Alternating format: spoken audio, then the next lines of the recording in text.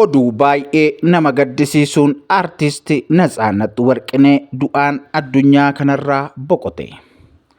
Aartistii beekamaan hojii aartii keessatti gumaacha olaanaa taasisaa turan aartistii Natsaannat Warqinee addunyaa kanarraa boqoteet jira.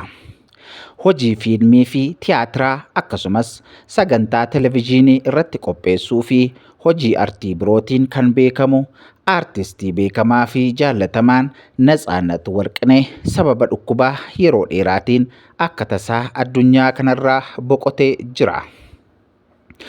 Aartistiin kun qophii tapha maatii kan televezyiinii EBS irratti waggoota dheeraaf qopheessaa fi dhiyeessaa tureen hedduu kan beekamu yommuu ta'u, aartistiin jaallatamaan kun dhibee isaan mudateen du'aan boqotee jira.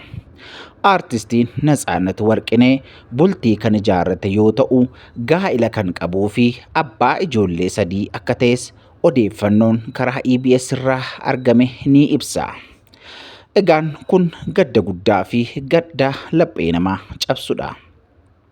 Namni kun nama baay'ee nama bashannansiisuu fi nama baay'ee jaallatamummaa guddaa qabudha. Akkasumas immoo umuriin isaa ganaa ijoolleedha. Abbaa maatiiti, abbaa ijoolleeti. Yeroo kanatti boqochuun nama irra hin turredha.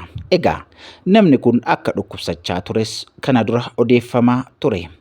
Dhibeen kun egaa amma haala ulfaataa irra ga'ee waan ta'eef yeroo kana lubbuun isaa boqoteet jira.